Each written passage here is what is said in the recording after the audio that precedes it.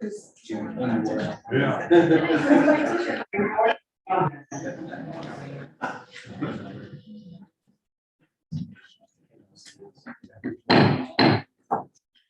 of North Wilkesboro Commission to be now in session.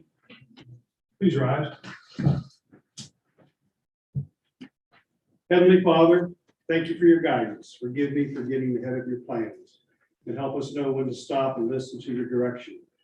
Your ways are perfect, Lord. Thank you for offering gentle grace. In Jesus' name we pray. Amen. Amen. Please turn and face the flag. Captain, would you lead us in the pledge? Yes. I pledge allegiance to the flag of the United States of America and to the republic for which it stands, one nation, under God, indivisible, with liberty and justice for all. Thank you. Please be seated.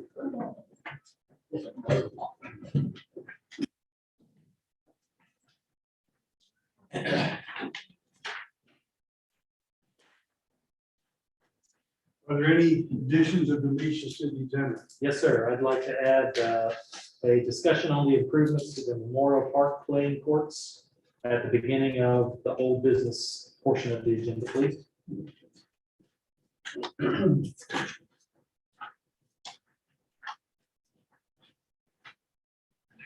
The others. Yes, sir.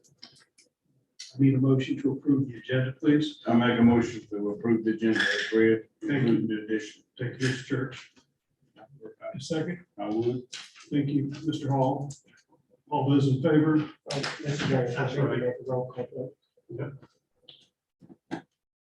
Mr. Church, Yes. Mr. Hall, Hall. I'm here.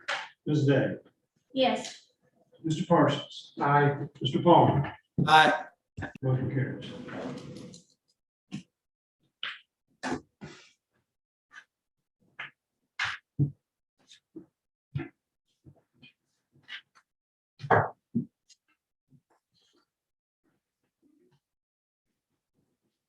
This will be the best part of the meeting. You're right about that. Swearing a new officer. All right. And who would you like to hold the Bible? Come on up.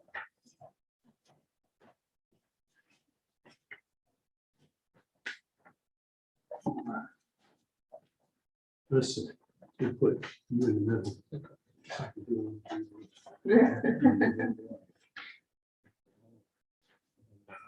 Yeah, take all the pictures you want, take time. Get over here, we kind of squared in front of me. Yeah. And then you put your left hand on the Bible and raise your right hand. Repeat after me. I state your name, I, Kelsey Hayes, solemnly swear solemnly swear that I will support and maintain that I will support and maintain the condition, Constitution, and laws of the United States the condition, Constitution, and laws of the United States and the Constitution and laws of North Carolina, and the Constitution and laws of North Carolina, not inconsistent therewith, not inconsistent therewith, that I will be alert and vigilant that I will be alert and vigilant to enforce the criminal laws of this state, to enforce the criminal laws of this state, that I will not be influenced in any manner that I will not be influenced in any manner on account of personal bias or prejudice, on account of personal bias or prejudice, and that I will faithfully and impartially execute the duties of my office. And that I will, and that I I will will faithfully faithfully and and impartially impartially execute the duties of my office execute the duties of my office as a police officer with the North Wilkesboro Police Department, as a police officer with the North Wilkesboro Police Department, according to the best of my skill, abilities, and judgment. according to the best of my skill, abilities, and judgment. So help me God. So help me God. Congratulations, officer.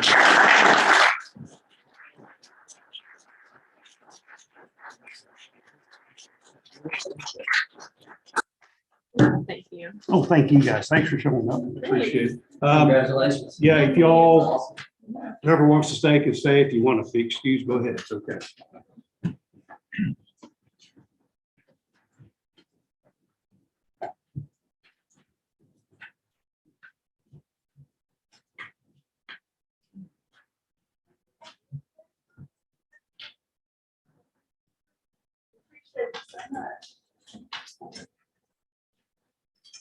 Okay, that brings us to section 7. It's the general public comment period.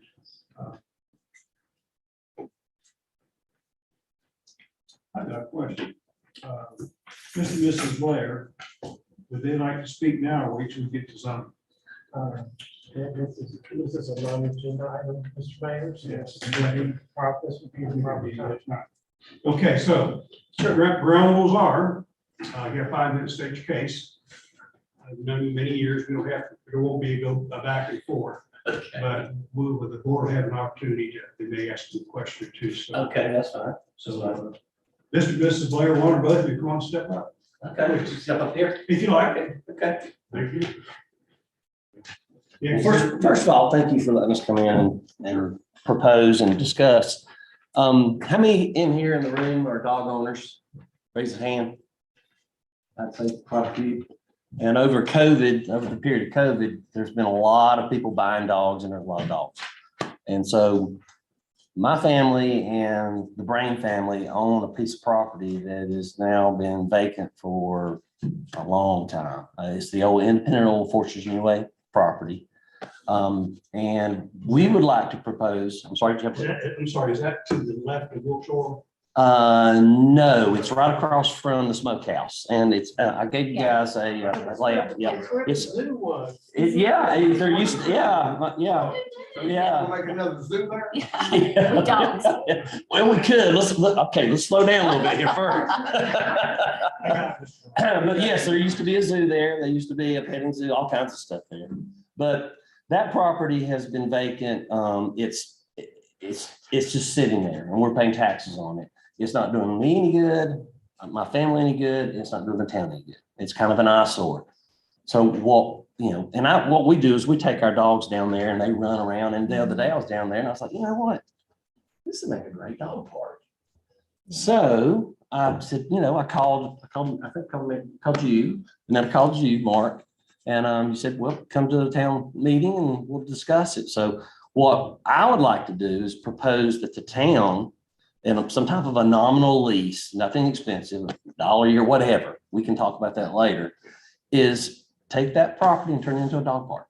It's And already fenced. it's already fenced in.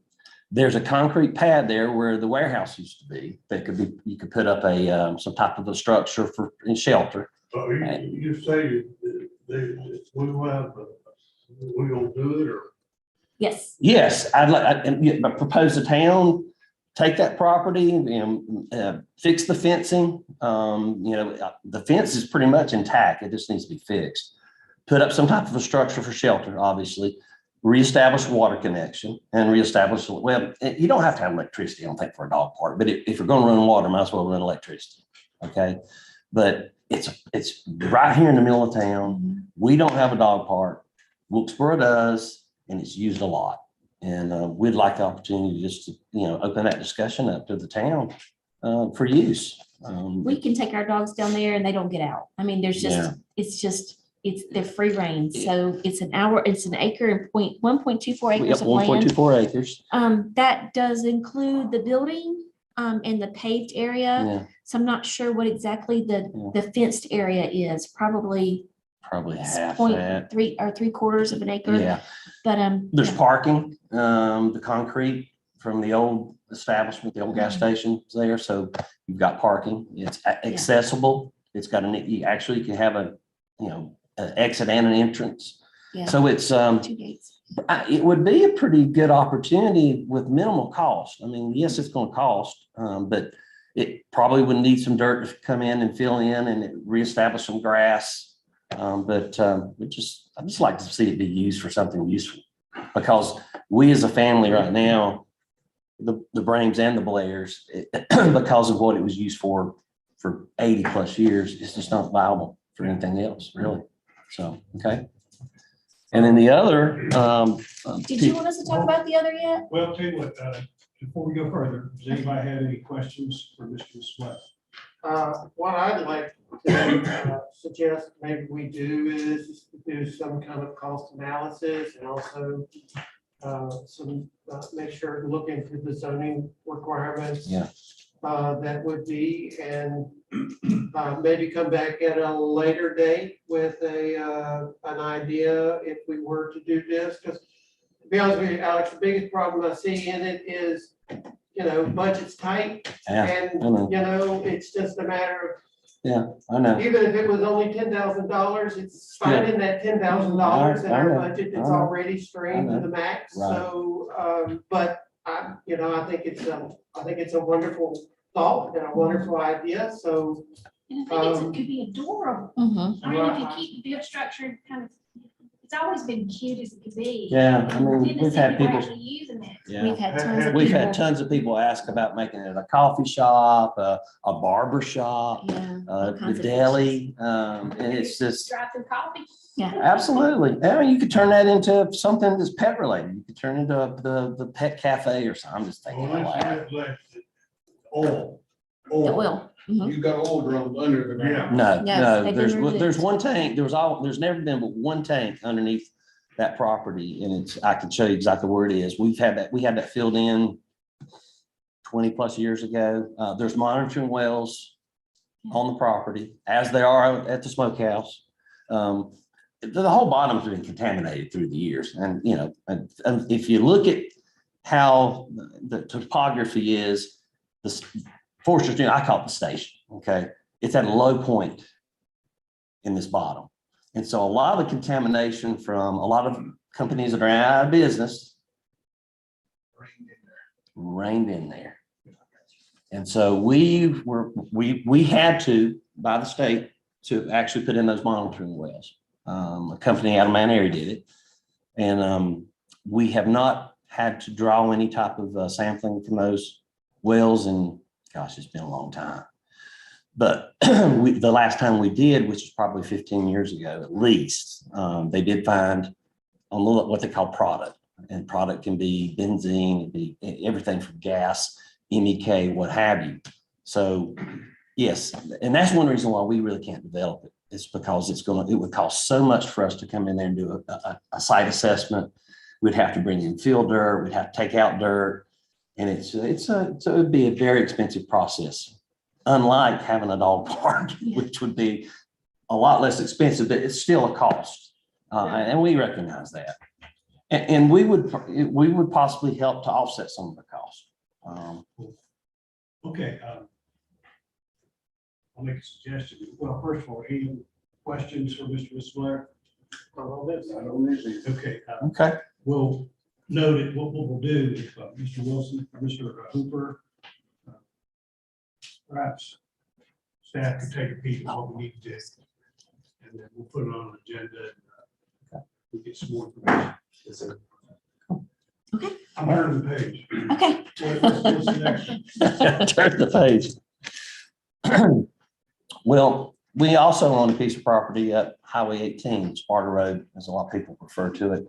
And it's a piece of property, and if you look at that, the diagram, it's right across from where the CVS is, okay?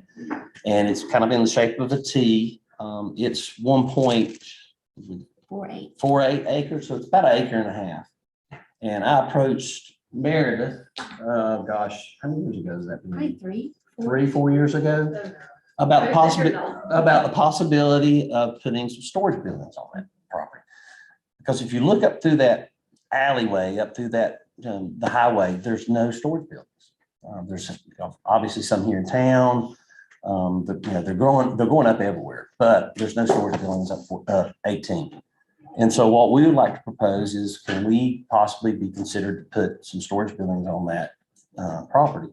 At the time that I approached Meredith, it was that the property is just too small based on the current zoning. It has to be at least 3 acres. And so I found out when I called Meredith about the dog park, we started talking about the storage building. She said, oh, by the way, we're talking about changing the zoning and the text or the verbiage to eliminate the size of the piece of property. So that's something we would like to propose, is at least let us look at the opportunity to possibly put some storage buildings on. And then the back page. Yeah, go ahead. There's an old abandoned house there now Oh, yeah. that we've had in the family since my 1940s. Yeah. That's going to be a volunteer burn with the town of North Wilkesboro Fire Mhm. Department on June 11th. Yeah. So I've already had the asbestos test done, everything that needs to be done, it's been approved. And they're going to be burning that home on June 11th. Yeah. Yeah. Still my thunder. I was gonna notify them about that tomorrow. Yeah, sorry. Okay. And it needs to be, it's an eyesore. It's an Yeah, eyesore. And so that property, we've had it listed for sale for Years. years, and we've had some interest, but it's like, no, we either sell it or we develop it ourselves. And that's something that we like to consider. Of course, we would develop it based on the zoning and the facade and everything, and it would be we would obviously fence it in. And we're considering having a storage building system where it's actually doesn't have any employees. Okay? Kiosk. A kiosk type system. Okay. Is this, Hold on. Well, I'm sorry. Does anybody have any questions for Mr. and Mrs. Black? I got two questions. This storage, is it going to be climate controlled? Or is it going to dry? No, not climate control. Number two, who owns the other properties? Carl Bird. Carl Bird owns the one, well, Okay, yeah. Carl Bird owns. If you're looking, Carl Bird owns this property, and I can't remember the folks. That's the Wilkes TV. Yeah, the old Wilkes TV. I don't know who that owner Yeah. is. We met with both Mr. Bird and the folks that own that other property to make it a larger piece of property, so we could make it a total of 3 acres, and they were just weren't willing to. His name sounds correct. Talking about the building, the one that's got it's got the concrete center block building. Yeah, I think that's what it is. Virgil Adams used to own this small piece Yeah. right here. He has a small storage building on it. He did. Yeah, it's dilapidated. But this whole property has been in my family, my grandmother's for, like I said, since the 30s, 40s, I'm not sure. So, And as far as the rendition and the design layout, I had this done probably, like I said, 3 or 4 years ago by a company called Betco. Amber Alert. Storm. Storm, okay. But this is just to kind of give you an idea of what we're thinking, how we're going to design it. I don't think we'll be able to put that many storage buildings on this piece of property. Okay, but just kind of an idea. But we definitely are, well, I would say definitely, but we're probably going to use a company. If we go through with it, it will probably be a company called Betco, who's built probably 80% of the storage buildings here in Wilkes County. And we would kind of design it to probably look like, if anybody's been over to School Street and seen the storage units over there, it would be something similar to that. Yeah. Okay. So that's our Anyone proposal. else have any questions for Blair's? Again, I think what we'll do is, I'm gonna punt this to Meredith. Okay, and that's staff. good. Yeah, that's fine. We'll do the same thing as we do with the dog park. Okay. Does Meredith Yeah. need I'll this? do that. Yeah. Okay. Thank Okay, you. thank you, guys. Thank you. Thank you. Okay. Yeah. Be careful out. Yeah. We're gonna get one before you guys. So y'all be careful. Thank you. Bye-bye. Thank you guys. Thank you.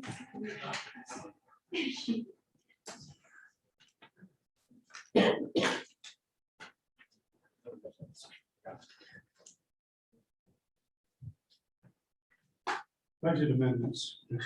How do we with this, Mr. Hooper? She's online if we need to ask her any questions.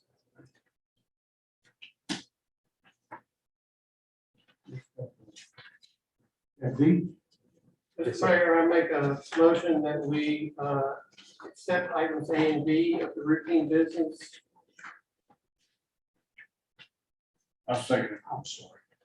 Yes. All those in favor, Mr. Church, Aye. Mr. Paul, Ms. Day, Aye. Mr. Parsons, Aye. Mr. Palmer. Aye. Okay, so I'm sorry.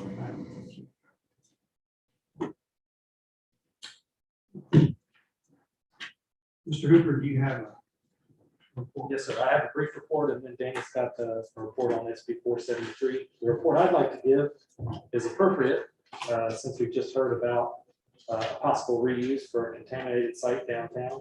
But the mother of all downtown contaminated sites, the Jenkins Building, is something that staff have been trying to deal with for years. And a few months ago, we applied to be part of a statewide brownfield grant. So we wouldn't be the applicant. We would be part of the state's application, along with a half dozen or so similar properties throughout the state. So we met with the state folks. We gave them information about our building. They included it in their application, and we found out last week that that application was accepted. And so in the months to come, the state will be coming in and performing a site analysis to actually find out what kind of contaminants are down there and give us the information that we'll need to possibly move on to an additional grant to demolish the building and remediate the site. So this is the first step in a long process that we'll have to go through to remediate that building, but the longest journey start with the first step. So I'll ask Meredith and Mary Elizabeth to add anything else to that if they'd like. Ladies? Do you have any questions or? The site assessment is, I think it's 200,000 or more. That's how much they usually. 400. Okay, 400. And we don't have to be ownership of it, but this allows us to figure out what contaminants are even on site. So you're kind of like dipping your toe in the water That'd be before good to you know. jump all the way in and take responsibility, ownership, any of that. So that would fund just that essentially test. So, And we need this test done in order to get the legal protection of a brownfields agreement from the state. And once we get that, which is basically, they won't sue us for having a brownfield, then we can apply for funding to clean it up and revitalize the site. So this is step one of the entire process. That's all. Mrs. Nichols, please. That's the side of the old tannery. Right. You've got underneath that, all those chemicals they used in those big vats. Right. You got it. You got it. I'm familiar with that from yeah. past job. I know Yeah, that so they- we know, we don't see it, we don't have it on paper. I know, but what they're worried about is chromium contaminating the soil. Yes, and there was also like auto repairs on the back end, so you've got that as a separate contaminant on top of a tannery. Boy, that's gonna be. Yeah. Yeah, hence, we just want to know what's there. What do you need from the board, Mr.? Nothing, we just wanted to notify it. Okay, thank you. Okay. Anything else? I mean, not before we go to No, sir, nothing else from me. Dave, please. All right, good evening, Mayor and Commissioners. I handed out before the meeting just a short memo about SB 473. This was something our legislature enacted earlier this year and made some changes to conflict of interest laws for public officials. And the change that I think all of y'all have heard about in training that you've gone to is how do we deal with appropriations or contracts with nonprofits. You know, we all serve on nonprofit boards in some capacity, and some of us may serve on several nonprofit boards. The statute prohibits a public official from knowingly participating in making or administering a contract, including an award of money or an appropriation with a nonprofit with which the public official is associated. So really the practical effect of this is we're just going to have to look at different contracts and particularly with the budget coming up, appropriations to the different nonprofits and charities that are applying for money in the budget. And if a commissioner has an association with that nonprofit, then they're required to recuse themselves. I think one of the key definitions is what does association mean? And that's spelled out in the statute. Basically, the public official has to be in a leadership position with the nonprofit. If you volunteer with a local charity, that's not what this statute is designed for. If you're a director on the board, in some kind of governing capacity, that's where the statute applies. So, you know, for instance, if you volunteered with a local nonprofit, that's not going to trigger the effect or the statute itself. You have to have a leadership position. And so what I've talked with Ms. August about and Mr. Cooper about with the budget coming up is basically simply pulling out of the general budget the proposed appropriations for the nonprofits. We can go through those item by item. They're not that many. And if a commissioner is in a governing position with one of the nonprofits, then they can simply recuse themselves and go on. So That's something you want to do now? No. Okay. No, we can do that at the next meeting when the budget's approved. Anybody have any questions? Comments? Thank you, Dave. Thank you.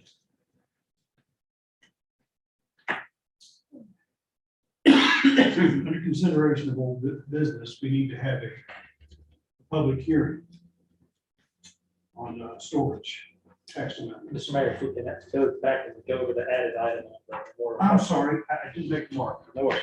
I didn't recognize this too. So I can hand this out. First off, I want to thank Commissioners Palmer and Church for holding staff and I accountable on this one. It has to do with the reconfiguration of the parks, the courts at Memorial Park. At first, staff and I thought there wasn't going to be room to fit 2 basketball courts. And if you use the traditional north-south orientation, there wouldn't be. But fortunately, Commissioner Palmer was more visionary than us, and he said, well, what if you turn them? And indeed, if you turn them that direction, you can fit 2 courts on there. And so we had the vendor who was doing the reconfiguration come out and give us a quote on what it would cost to do this configuration. And what we discovered was that it would up the cost some because we had to buy backboards, we had to buy the equipment, the bracket and so forth to mount with. We'd have to erect a fence between the 2 halves of the park, and we'd have to put more of the material that they use on the courts themselves on the court. So if you think about it, you're putting a coating down. The coating on the playing surface itself is thicker than the coating that's in the sort of runoff area, the sidelines, because you want that part to last longer. So you put more material down there. Adding another court meant that the square footage of the area we needed paved in that way was going to increase. And so they came back and gave us a new all-in cost for this project. And if you want a 6-foot fence between the 2 halves of the court, the new cost would be $54,332. If you want a 10-foot fence between the 2 courts, it would be $58,668. We had budgeted $30,000 for this project. We have savings in the park budget of about $15,000 from not holding the Christmas party last year. And so that takes us to about $45,000. We still need another 10 or 12,000 or so to make it work. And I recommend that we take that from our contingency, our operating budget contingency that we expect to have at the end of the year. And that'll bring that balance. Excuse me. The other thing we were going to use that contingency for was the housing set aside. So its current balance is 194. We'll set aside 120 for the housing set aside, and then we'll spend, depending on what you want to do, 10 or 12,000 on this reconfiguration of the court, and leave us with a balance of either 62 or 58,000. And so just wanted to bring that information to you and get your blessing to go ahead with that project as described on this diagram. And the total cost $54,000. 54,000 for the 6-foot with the 6-foot fence, 58,000 with the 10-foot fence. I feel like with the basketball court, especially with the backboards being facing those 2 tennis courts, I think from 10-foot. I think a 10-foot would be more warranted. Andrew, what's your thought? You're more of a basketball guy. I'd probably do the 10-foot. What's going to happen is, there's going to be errant shots from both courts. And if, one goes over to the basketball court, tennis ball, so easy to turn an ankle. Right. What is the perimeter fence, Wilson? Do you know? It's 10 foot. I think from a continuity standpoint. I agree with you, Mark.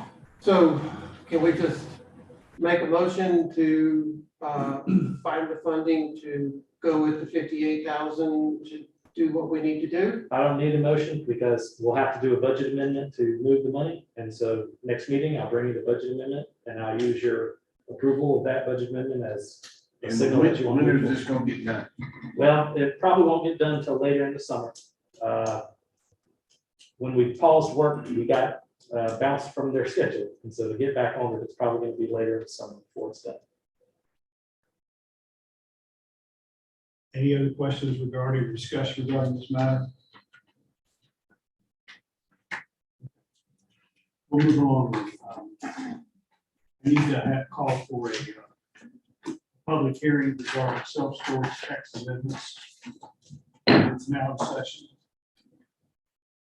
Marilyn, you're up first. Yes, sir. So good evening. So I can stand up and talk with you guys so you can hear me.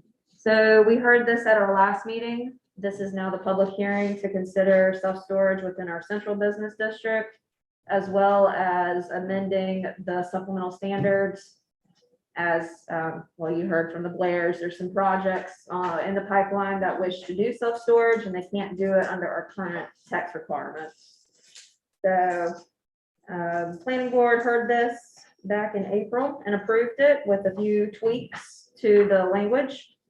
And I've got the applicant, Mr. Costello, here tonight, if you guys have questions. But when we wrote the text, we made sure we kept in mind his proposal as well as others to be more business friendly, as that was one of your goals with all text amendments, try to be focused. So instead of just writing it strictly for the central business district, we were like, well, if it's okay, I said, let's go ahead and write it for everybody. So that's what we did with this text amendment. So one applicant is storage for the CBD. Yes. The other is general business. We went ahead and included it for all zoning districts that it's permitted in. And general business is one of them, as well as highway business and a few others.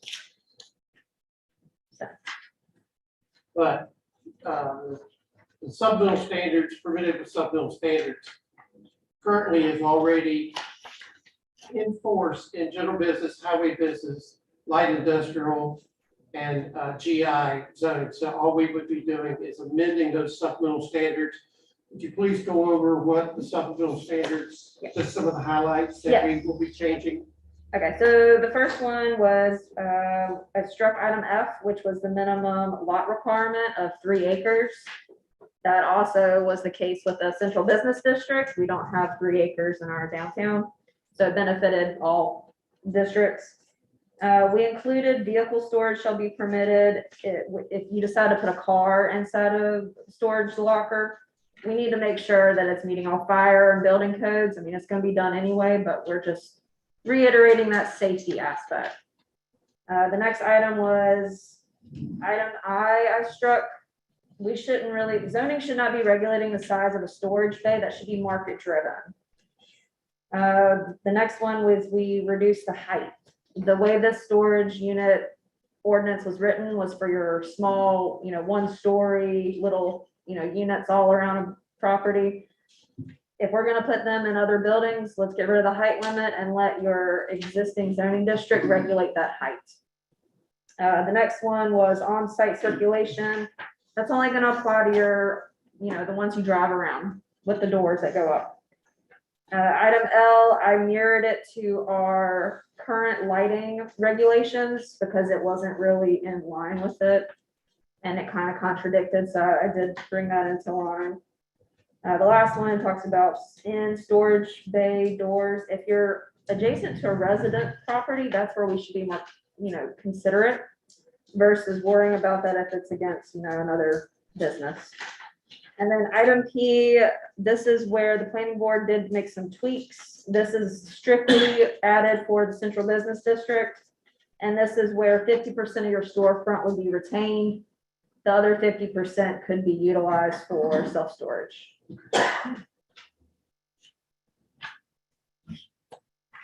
So what you've got before you is a text amendment to change the table of uses to permit it in the central business district, as well as changing our supplemental standards for essentially all 5 districts. Did you have questions for staff or the applicant? Mr. Costello is silent. Does anybody have any questions for Mr. Costello? These two, the ask here is different. You have one for CBD and one for general business. Well, it's, yes, one for central business and then one for like all the other districts. There is two. Yes. Well, then it'll be up to the board to decide what they want to do. Right. Which one, You can split it. we should. I think. Okay. Yeah. Well, I take, if prep work we did just before the meeting regarding this. Yes. Is that clear enough for the commissioner to make a motion on, to make a motion stating what you want to do, and if it's CBD or general business, so everyone's clear. Is this, we got this? We can, or if you want to discuss, and then I can kind of guide you through. That'd be fun. Well, yeah, open for discussion, comments, please. No, I mean, you know, This is not new. I mean, the thing is, if there's no further comment, we can come out of public session, open session, and have a discussion and a motion can be made. Okay, so if we're all done here, then the public hearing is now closed.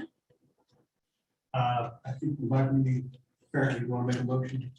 Yeah, first motion I'm gonna make is I move to approve amending the zoning ordinance article 11, supplemental standards 11.3-11, warehousing, self-storage items A through O.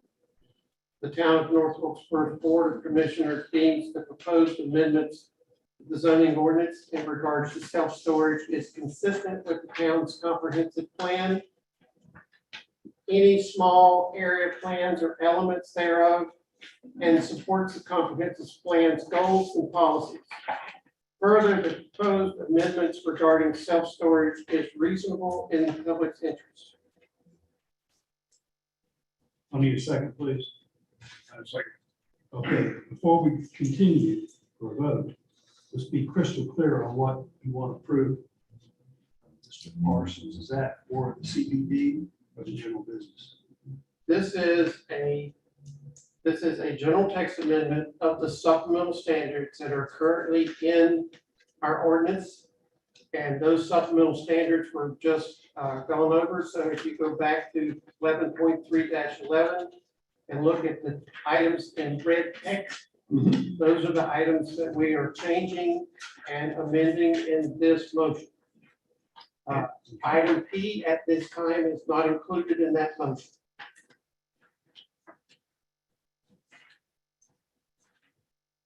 He's excluded from this motion. At this moment. Everybody clear on that? Yes.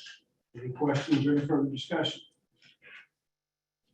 Not hearing any, we have a motion and a second. Now we'll vote. All those in favor, and I'll do the roll. Mr. Church. Yes. Mr. Hall. Mr. Palmer. Yes. Ms. Day. Yes. Mr. Parsons. Aye. The motion carries. I have a further motion in concern in regards to this. I'm going to move to deny the amending, I'm going to move to deny amending the zoning ordinance article 6-7 table of uses and article 11 supplemental standards 11.3-11 warehousing self-storage to not permit self-storage in the central business district. Town of North Wilkesboro Board of Commissioners deems the proposed amendments to the zoning ordinance in regards to self-storage is not consistent with the town's comprehensive plan, any small area plans or elements thereof, and does not support the comprehensive plan's goals and policies. Further, the proposed amendments regarding self-storage is not reasonable in the public's interest. Thank you. Need a second, please? I'll second. Okay, before we go further, just so we're all crystal clear. A vote for this is going to deny self-storage in the CBD. Correct. I'll call the roll. Mr. Church? So I don't get to speak at all? You have a choice. Well, we did during when we had the hearing, and I asked if anybody had questions for you. Okay, I tell you what. No, it's okay. it's a done deal. I mean, it's unanimous at the planning board, and nobody's given a reason to deny this. After a unanimous approval of the planning board, that's just pretty pathetic. Okay, in defense of the board, in comments I've made in the past, I was for residential ground level in the CBD. And the other choice was storage. And I remember stating in a meeting, my personal concern, I don't have a vote here, you know that, Mr. Costello, is that I worry about people violating what goes into storage units. I also admitted that I've done it myself. And that's regarding old kerosene heaters, propane, partially empty paint thinners, things like that, which if things get too hot, those are accelerants. So if the building down here by itself ignites, there's a good possibility. People are going to cheat on self-storage. And I don't think nobody's that naive. If it happens downtown, then we got a heck of a mess in our hands. It could be catastrophic. You know, in this case, I'll give you 2 minutes, Mr. Costello. It's okay. I'm not trying to be argumentative. No, I know, but fair is fair.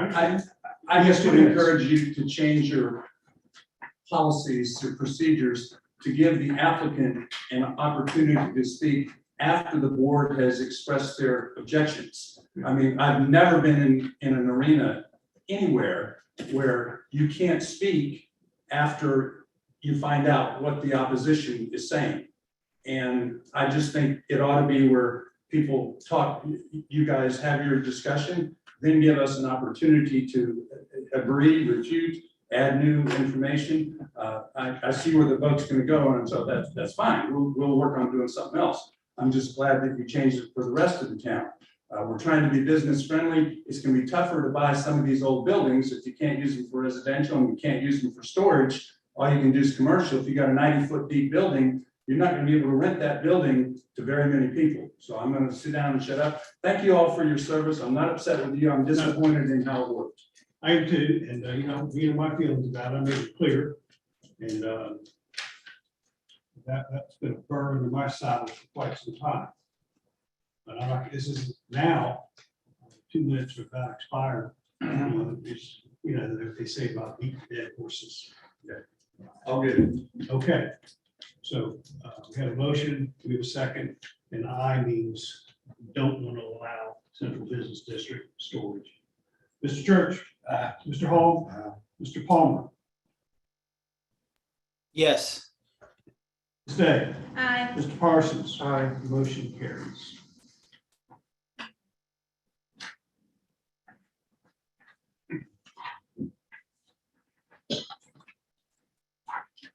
God bless everybody. It's bad weather out there. Okay. Be careful, be safe.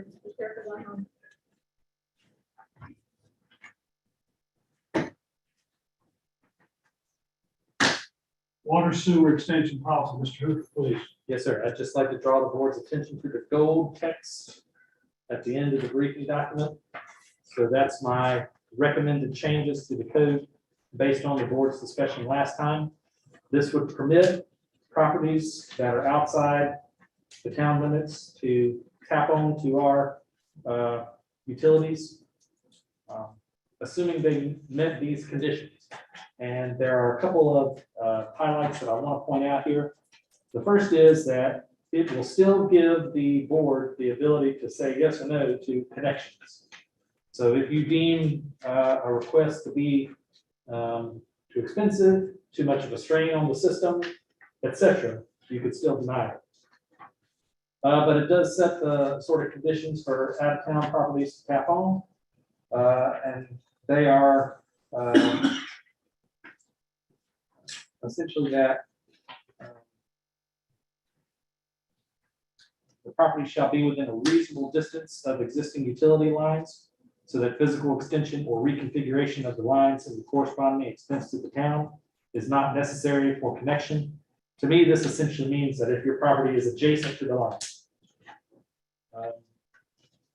We also put the condition that connecting to the system cannot stress or impinge upon the efficient operation of the system. So if you have a giant warehouse that's going to use up 1 million gallons and deny people further down the line access to water, we're probably not gonna approve that either.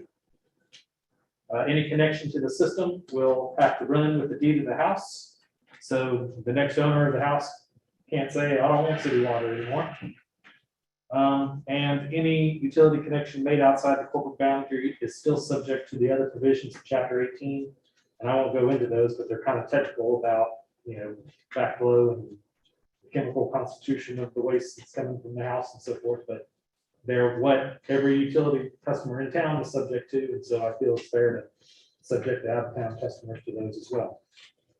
This briefing document also contains a table that compares the rates. We talked last time about making sure that out-of-town customers weren't getting a better deal than in-town customers. And so you can see there that in order for the out-of-town customers to not get a better deal than the in-town customers, the rate needs to be essentially 4 times what the in-town rate is. So that's the information I have, and looking forward to hearing y'all's comments. Any comments or questions for Mr. Hooper? This is basically what we talked about last time. Mr. Hooper, do you need a motion? Please, So essentially, I need you all to thumbs up. call for a public hearing.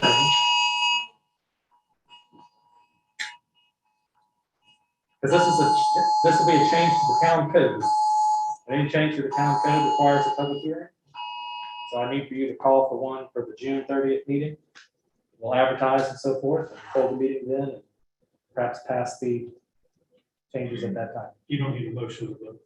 Yes. Do they? Yes, sir. I make a motion, Read that, Mr. Parker. yeah, I make a motion to call for a public hearing on June 30th for the proposed changes in the water sewer connection policy.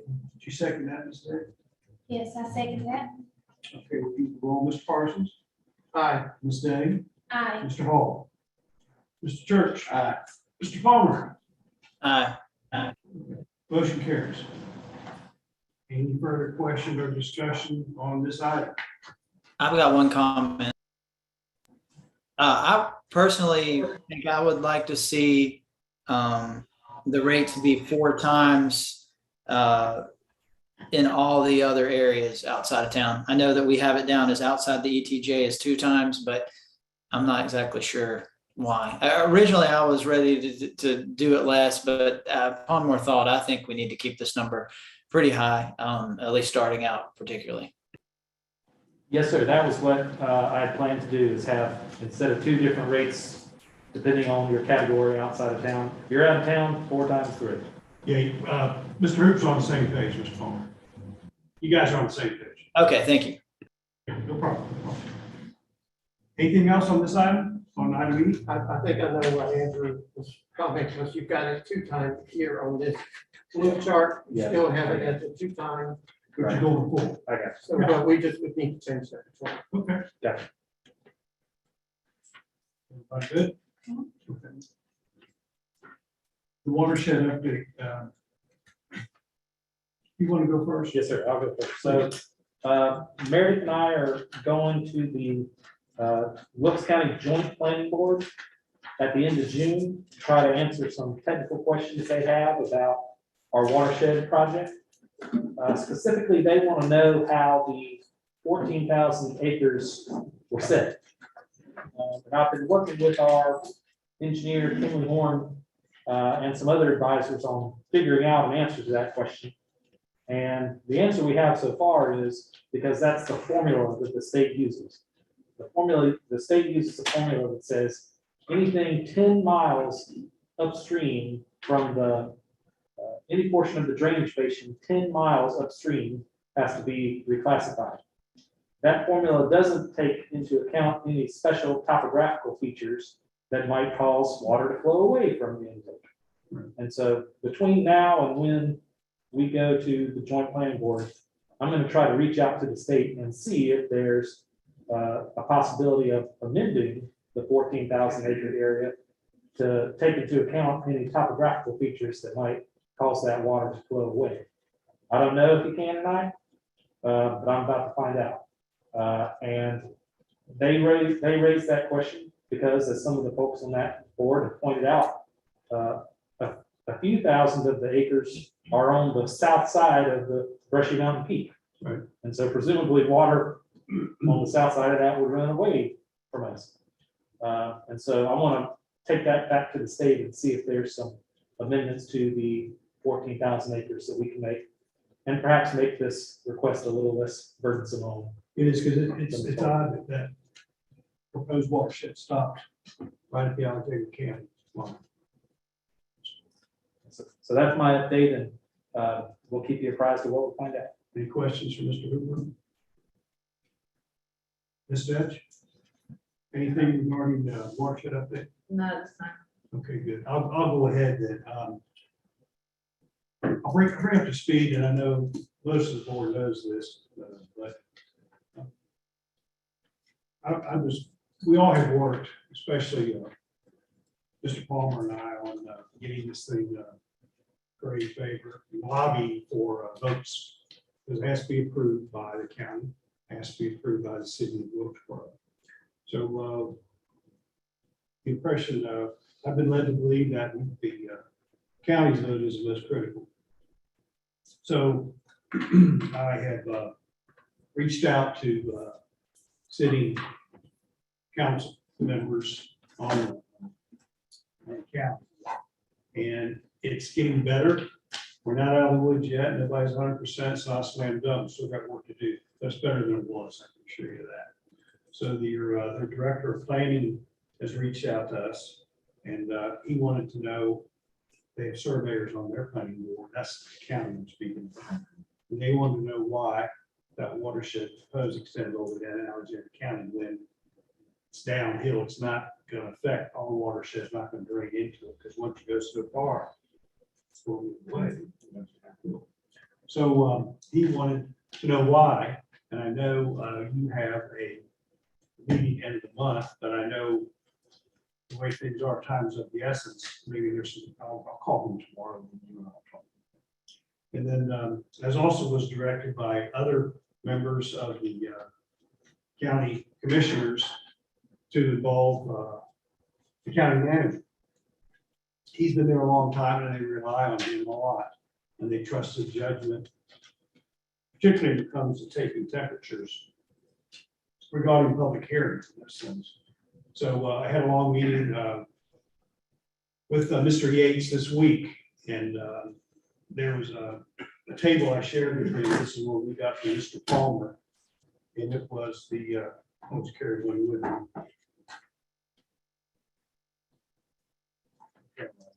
But it's the table that shows what's allowed in the critical area, the protected area, of all 4 levels of protection, 1 through 4. And so I reviewed that with John Yates, and he wasn't aware of that. I thought he was, but he wasn't. So he found that very helpful. So it's this one. So if you look at these, and you all have, it's if you go to the level 4 for critical area protected, it tells you what is and what isn't allowed. More importantly, it's what is, what is allowed vast outweighs what is not. And there's things that are very, very obvious that you wouldn't want on your land. So I remind them of that. And also, you have a current level 4 for the watershed of Wilkesboro, and that includes 421 up towards including the dam.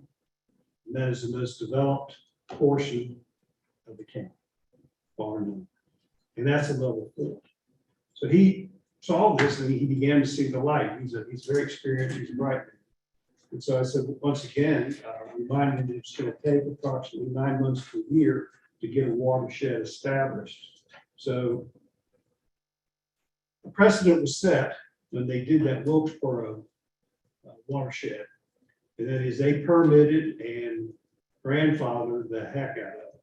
So the person can do that here if they potentially resent what maybe they perceive as a restriction on their land. They can go ahead and say, well, what do you want to do? You can permit it now, and it's grandfather, and you'll be just fine. So he saw that too and saw the light.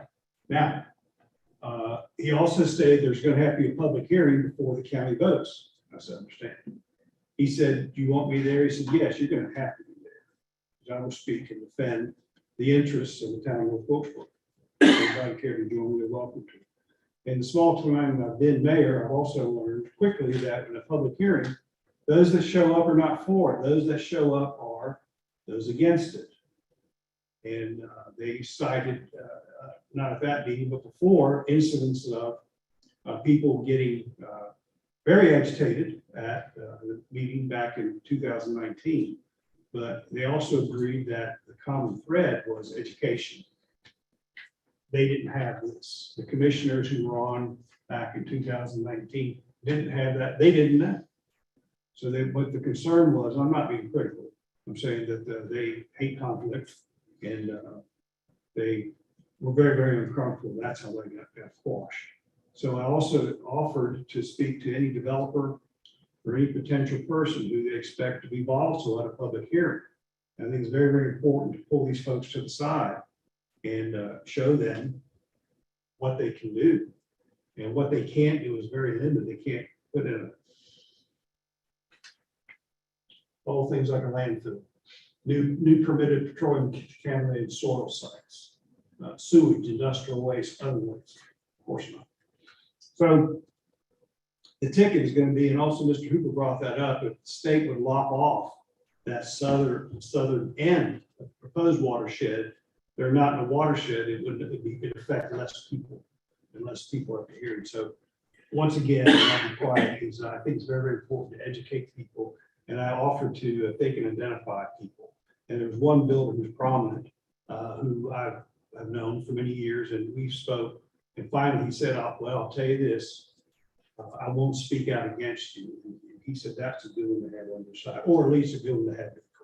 So we're going to proceed from there. So I'm going to call and we'll speak, meet tomorrow, Mr. Hooper, and I'll make a phone call to W.C. Scroggs and also John Yates to see if we can get these dates moved up and get them all the information they need to hasten the vote, because I think the longer this goes on, we're going to be up against it as far as applying for the grants in the state.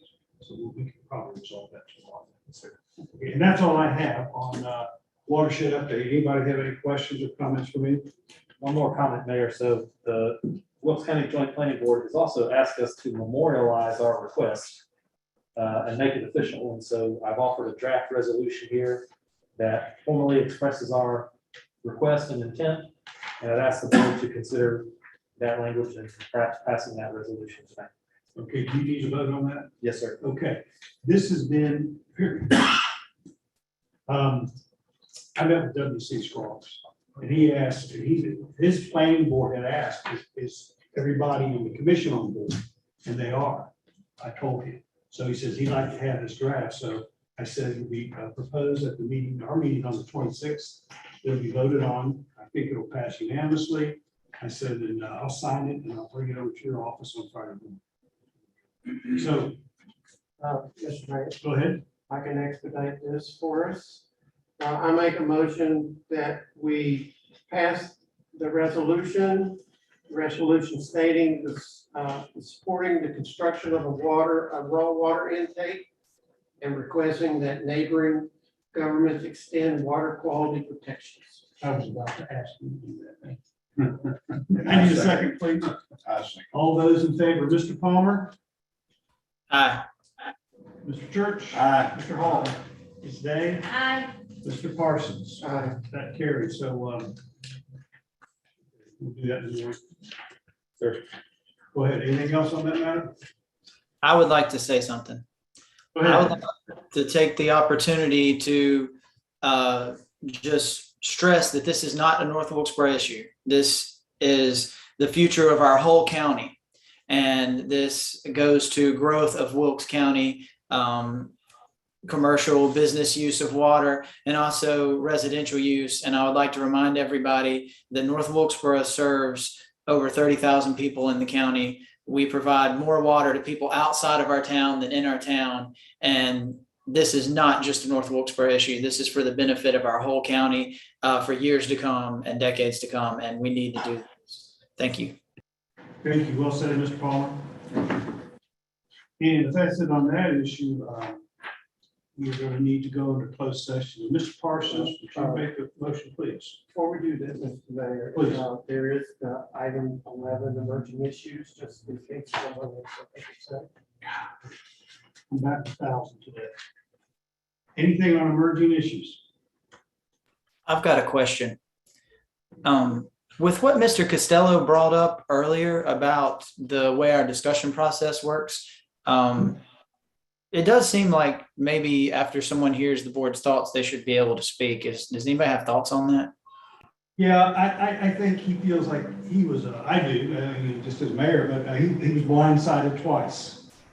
And he wasn't sure what was clear on that. I have empathy for him, but it was, but what he didn't see, I don't think it sunk in, and I'm not being rude, is that the issues were split. And I repeated it after the post motions were made, any discussion on this. And also he got a chance to speak while we were having the public hearing.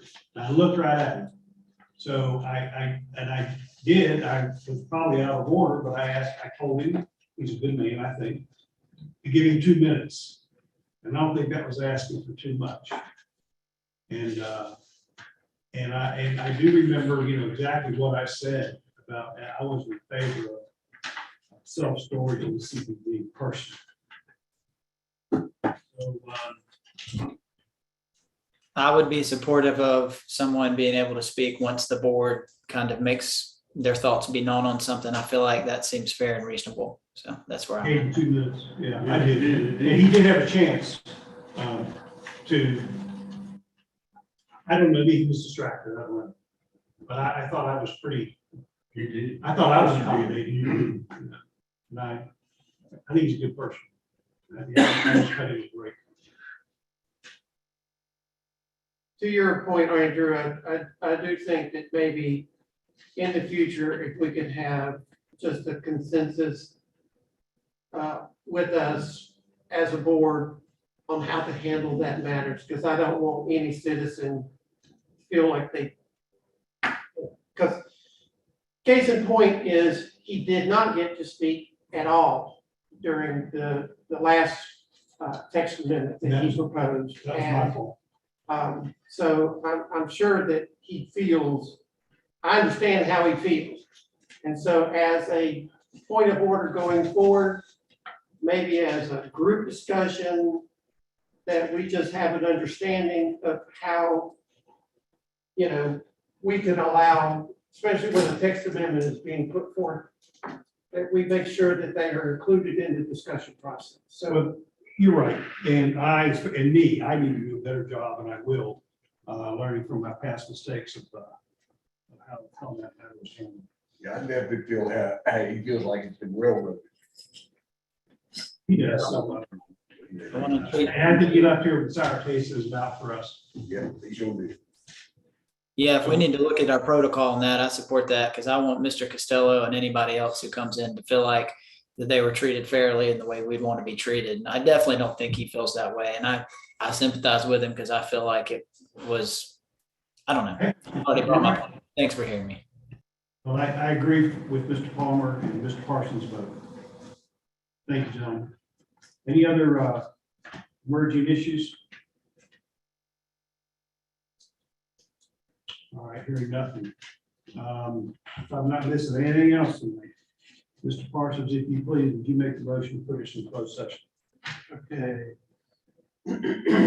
I make a motion that we go into closed session to conduct a closed session according to General Statute 143-318.11, Section A, Section 5, to establish or to instruct the public body staff or negotiating agents concerning the position to be taken by or on behalf of the public body in negotiating the price and other material terms of the contract or proposed contract for the acquisition of real property by purchase, option, exchange, or lease, and to conduct a closed session according to General Statute 143-318.11, Section A, Section 4, to discuss matters relating to the location or expansion of the industries or other businesses in the area served by the public body, including agreement on a tentative list of economic development incentives that may be offered by the public body in negotiation. Thank you, Mr. Parsons. I need a second, please. Thank you, Mr. Hall. All those in favor, Mr. Palmer, Yes. Mr. Church, Yes. Mr. Hall, Ms. Day, Aye. Mr. Parsons. We're in closed session. All right, hold on, before you talk, let me take us off our broadcast here.